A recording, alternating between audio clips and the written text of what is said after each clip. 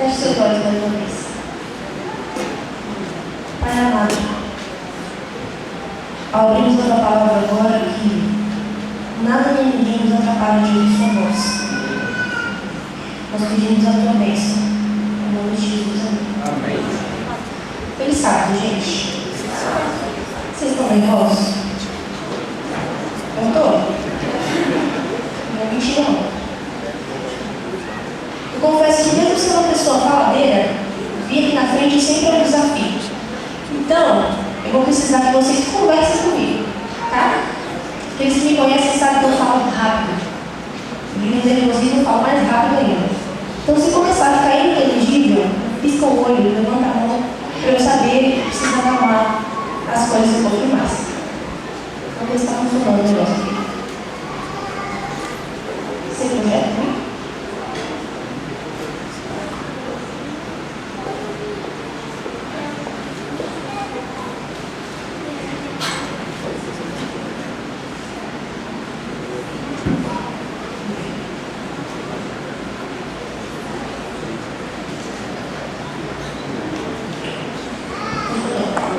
Primeira pergunta que eu quero fazer para vocês hoje é a seguinte: vamos supor que eu adquiri os poderes de conseguir projetar o que eu quisesse aqui na tela. Eu gostaria de um voluntário para que eu projetasse todos os pensamentos da última semana, todos os pensamentos, todas as coisas que vocês viram. Alguém se voluntariaria? Ninguém?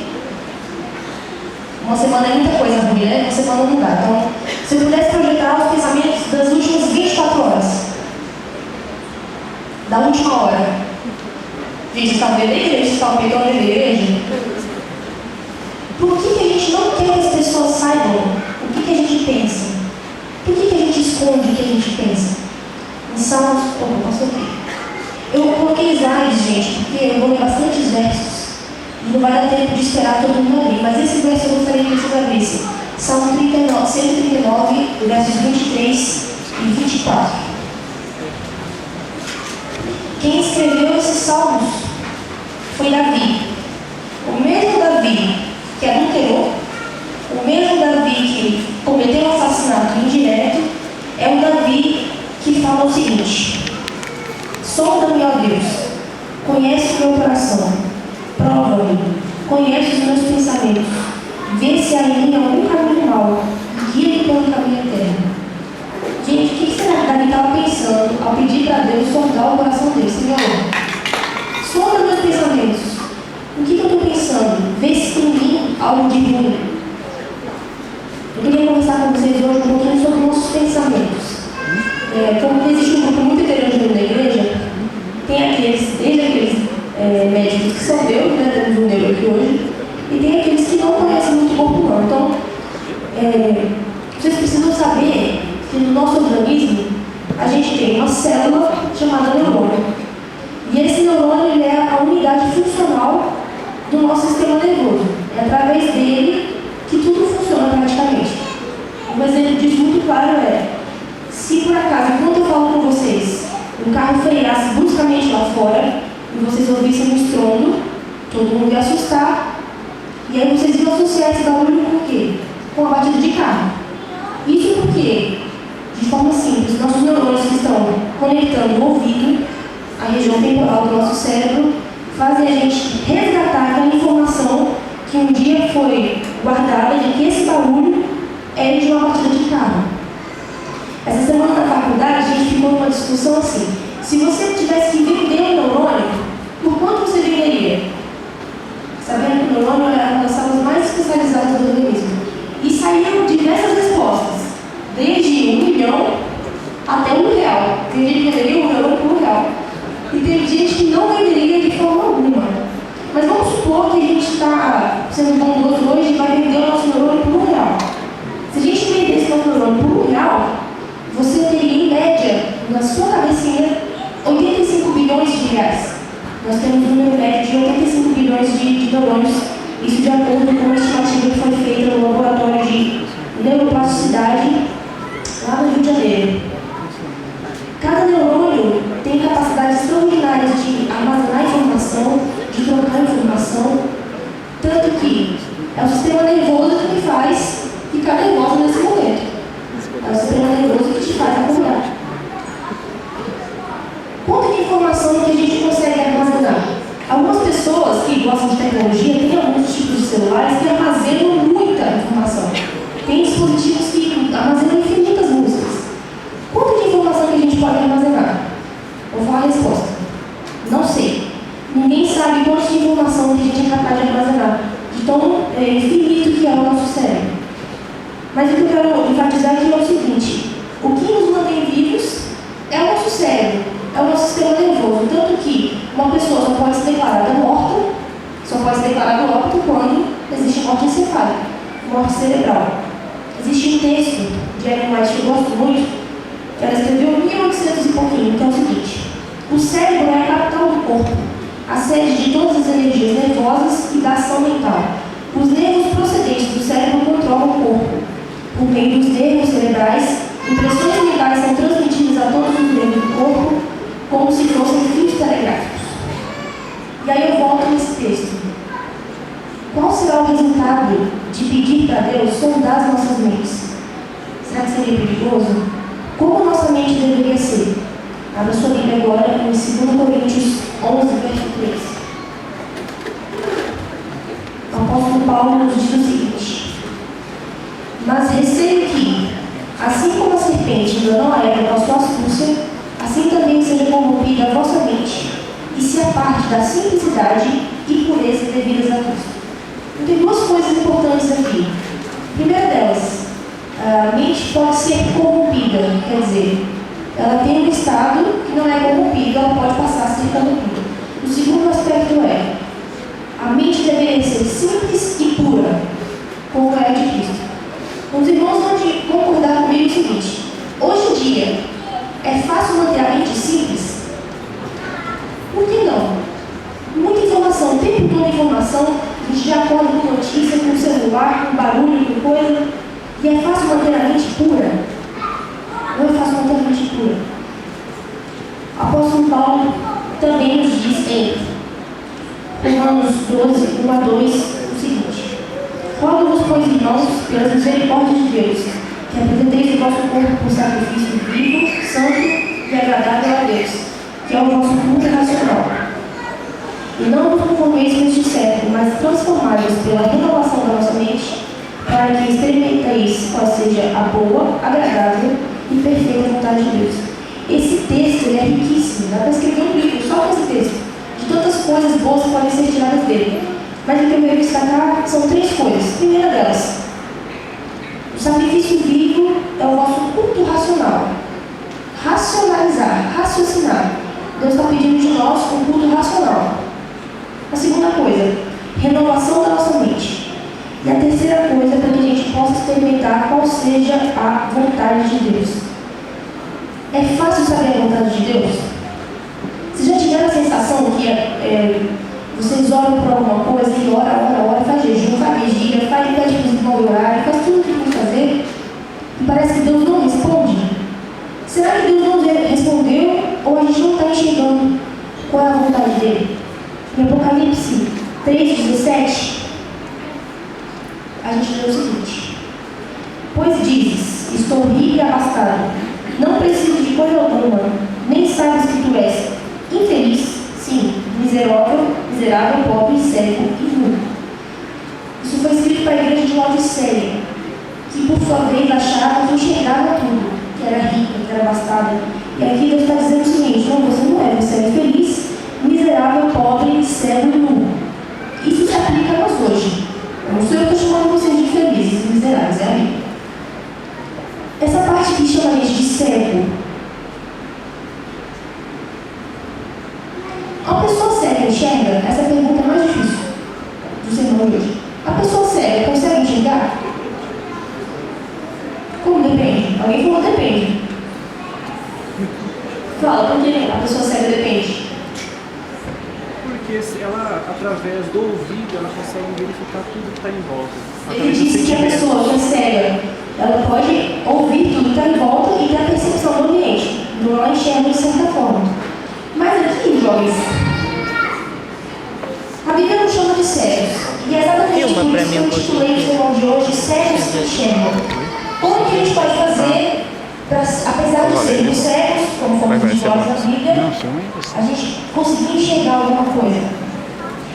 Tudo que a gente vai conversar, em qualquer aspecto da sua vida, é melhor entendido se você compreender qual é o contexto que você está vivendo. Então, se você for falar de política, você precisa entender o contexto.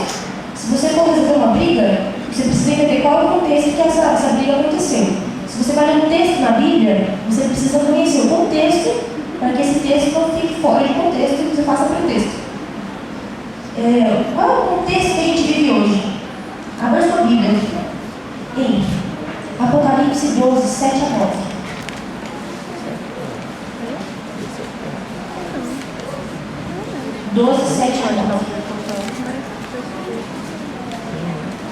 Houve peleja no céu.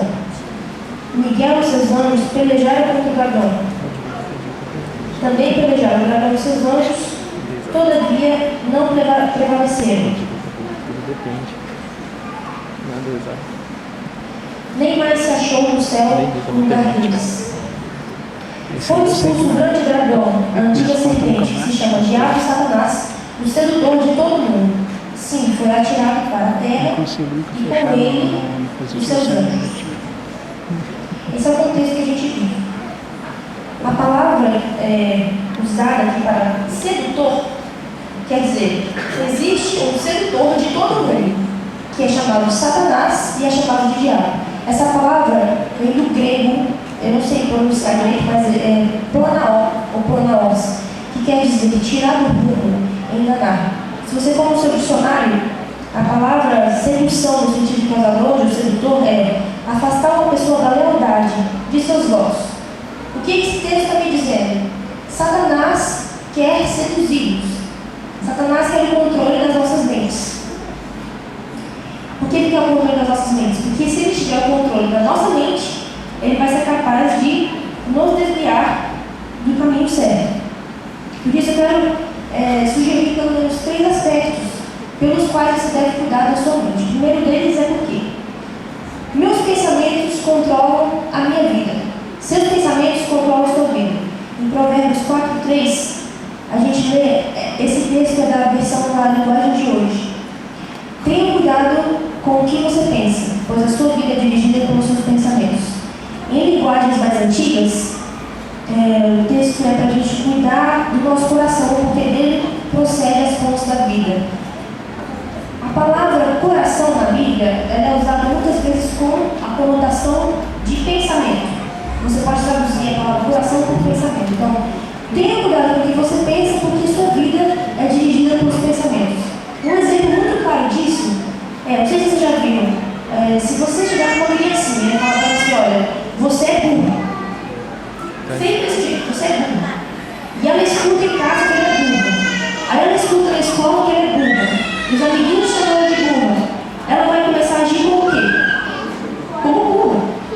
Da mesma forma, se você fala com uma criança, nossa, como você é esforçada, e ela ouvir em casa que ela é esforçada, ouvir em todos os lugares, e ela vai começar a acreditar que ela é esforçada, ela efetivamente vai conseguir ser uma pessoa esforçada. Os psicólogos chamam isso de efeito Pigmalion, quer dizer, a perspectiva que você tem da realidade faz de fato você agir de acordo com o que você acredita. Se você pensar que você não é um bom cristão, você de fato vai agir como uma pessoa que não é cristã. Se você pensar o tempo inteiro que você não resiste às tentações, você de fato vai cair em tentação todo o tempo. E aqui Deus está dizendo para a gente, tenha cuidado com o que você pensa, porque a sua vida é dirigida pelos seus pensamentos. Esse é o primeiro aspecto. O segundo aspecto que eu quero sugerir, porque a gente deve cuidar da nossa mente minha mente é um campo de batalha. A sua mente é um campo de batalha. Temos um texto para ler em Marcos 7, 21 a 23. Porque de dentro do coração dos homens é que procedem os maus desígnios, a prostituição, os furtos, os homicídios, os adultérios, a avareza, as malícias, o dolo, a lascívia, a inveja, a blasfêmia, a soberba, a loucura. Ora, todos esses males vêm de dentro e contaminam o homem. A gente não tinha falado que coração podia ser traduzido por pensamento, Porque de dentro dos pensamentos dos homens é que procede tudo isso. De onde vem a ansiedade? De onde vem o medo? De onde vem a angústia? Tudo de dentro dos nossos pensamentos. Em Romanos 7, 22 a 23, a gente vê o seguinte: porque no tocante ao homem interior, tenho prazer na lei de Deus, mas vejo os meus membros outra lei, que guerreando contra a lei da minha mente, me faz prisioneiro da lei do pecado, que está nos meus membros.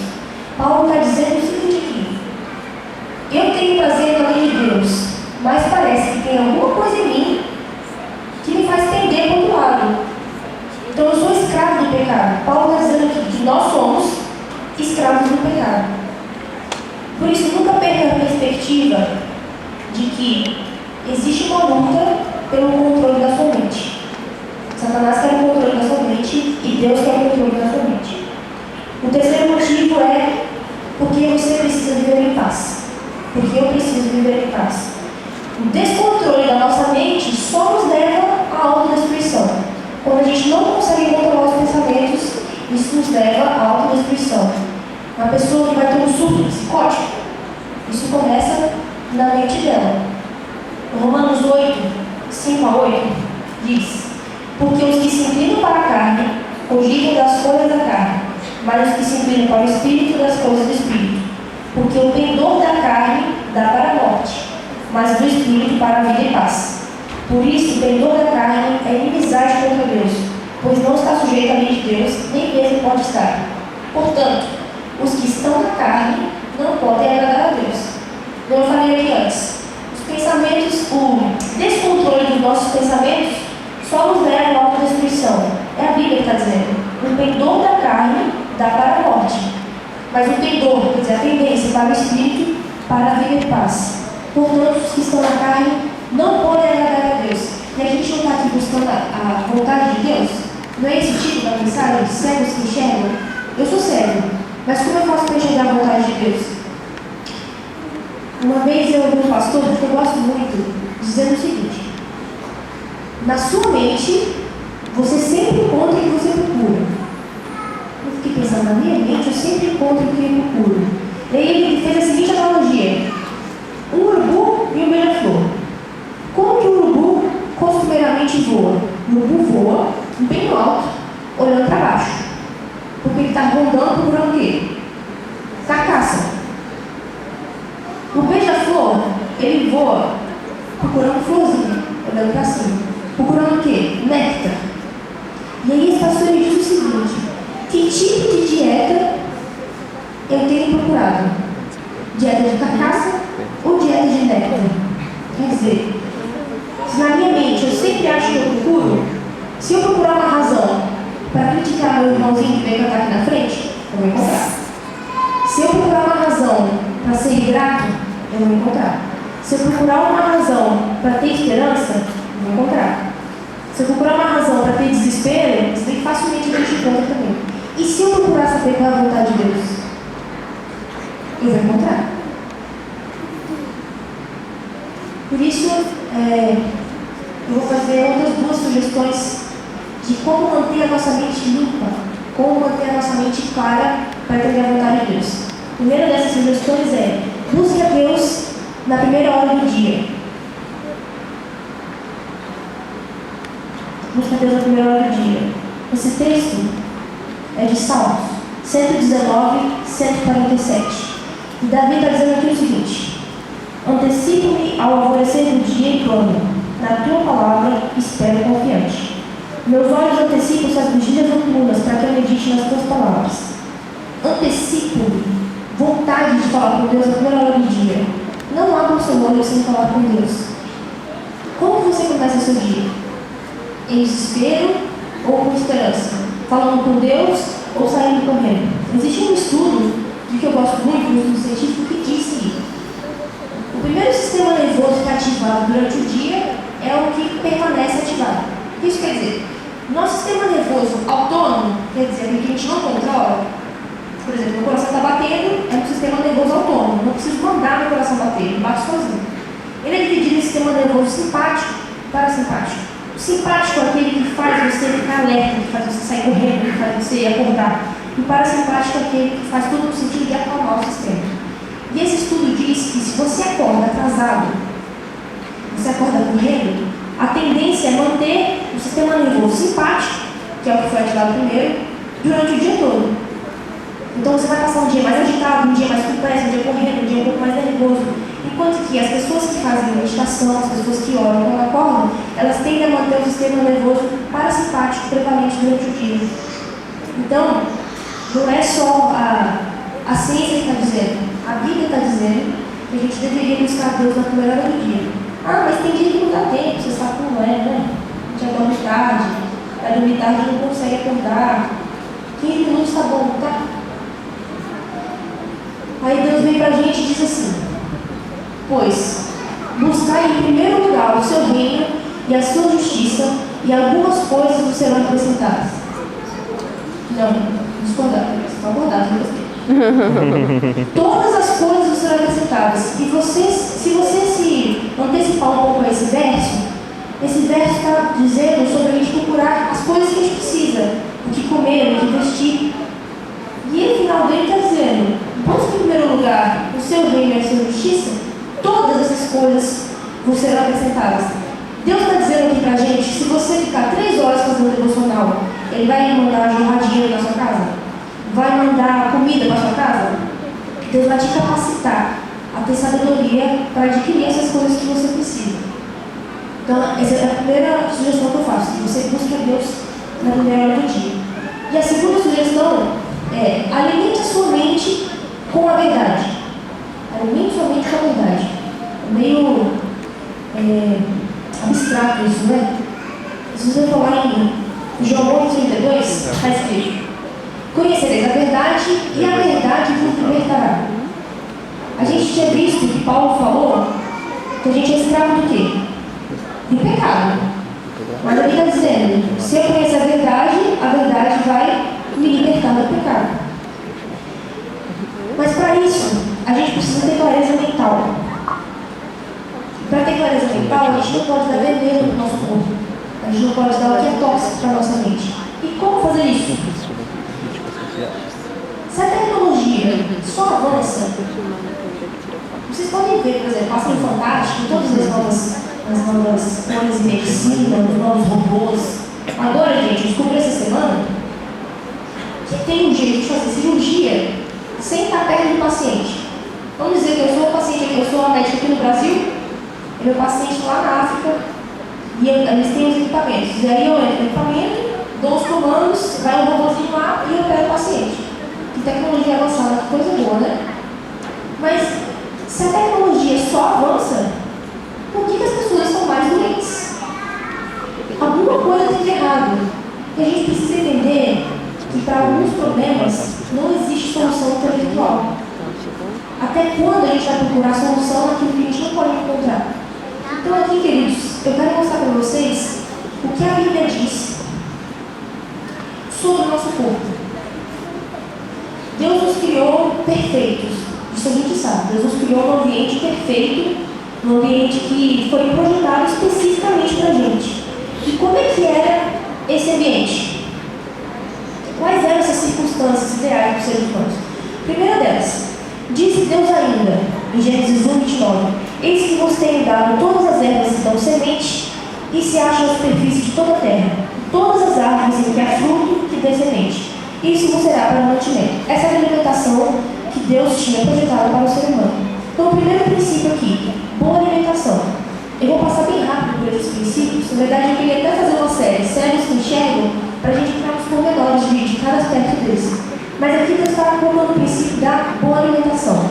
A distorção desse princípio leva a quê? Você está conseguindo enxergar? Mais pessoas morrem por obesidade do que fome no mundo. Ficou estranha essa frase que eu falei? Mais pessoas morrem de obesidade do que de fome no mundo. A distorção do princípio da boa alimentação leva novamente à autodestruição, ao sofrimento. Próximo princípio.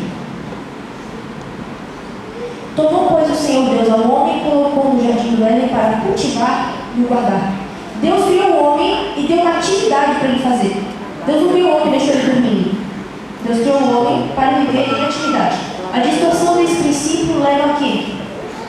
Sedentarismo, exercício físico e doenças crônicas. Isso aqui é um artigo científico, está dizendo assim: a inatividade física é fortemente associada à incidência e severidade de um vasto número de doenças crônicas. Normalmente a gente vê que a distorção de um princípio simples nos leva à autodestruição. O próximo princípio: saiu um rio no Éden para regar o jardim, dali se dividia e partiam-se em 4 braços. Esse é um pedaço do texto. Eu vou pegar aqui pedaços de texto da criação. E depois vocês podem ler todo o contexto. Mas aqui, Deus está dizendo que Ele colocou água em abundância no jardim do Éden para o homem. Um outro princípio: nós, seres humanos, precisamos de água. A distorção desse princípio leva: água poluída mata mais que AIDS e câncer de mama, revela a pesquisa. E ainda saiu um outro artigo ali dizendo assim: beber bastante água faz mesmo bem à saúde. Olha só, faz mesmo bem, faz mesmo, tá? O próximo princípio: o Senhor Deus desta ordem: de toda árvore do jardim comerás livremente, mas da árvore do conhecimento do bem e do mal não comerás, porque no dia dela comer certamente o quê? Morrerás. Então Deus falou: olha o tanto de fruta, o tanto de coisa que tem, come tudo. Não. Deus quer que a gente tenha equilíbrio em tudo. Temperança. A distorção desse princípio pode nos levar a vários tipos de sofrimento. Eu coloquei aqui um exemplo deles. Desequilibrado emocionalmente pode sofrer com problemas de saúde, má digestão, alimentação inadequada, insônia, dores no corpo provocadas por estresse. Assim, você está dizendo que você não pode ser desequilibrado. É novidade? Não é. Está escrito na Bíblia. Próximo princípio: fez por Deus firmamento e separação entre as águas debaixo do firmamento, as águas do firmamento, e assim se fez. É um pedaço também da criação. Deus separou o ar da água para nos dar o ar puro. A gente precisa de ar puro para expandir os pulmões, para respirar bem. A distorção desse princípio nos leva a sofrimento, asma, DPLC, várias outras doenças. Aqui é só um pedacinho de uma matéria que eu tinha assim: saiba por que respirar puro faz também a saúde. A ciência está dizendo que respirar o ar puro faz bem à saúde. O próximo princípio: havendo Deus terminado no dia 7º a sua obra que fizera, descansou nesse dia de toda a obra que tinha feito. Abençoou Deus no 7º dia e santificou, porque nele descansou de toda a obra que como Criador fizera. O princípio do repouso. E aqui eu não me refiro só ao sábado, eu me refiro a uma noite bem dormida. Vocês dormem bem aqui? Levanta a mão que acorda aqui, disposto. Levanta a mão. Eu não acredito não, gente. Acho que é esse mentindo. Eles acordam descansados? Descansados. Eu acordo. É? Olha o princípio do repouso, quando ele é distorcido, o que acontece? O que acontece? Quando a pessoa distorce o princípio do repouso, ela sofre de insônia, ansiedade, depressão. E olha o que diz tudo isso: é preciso se desligar. Entenda por que é importante ter para lazer e para descanso.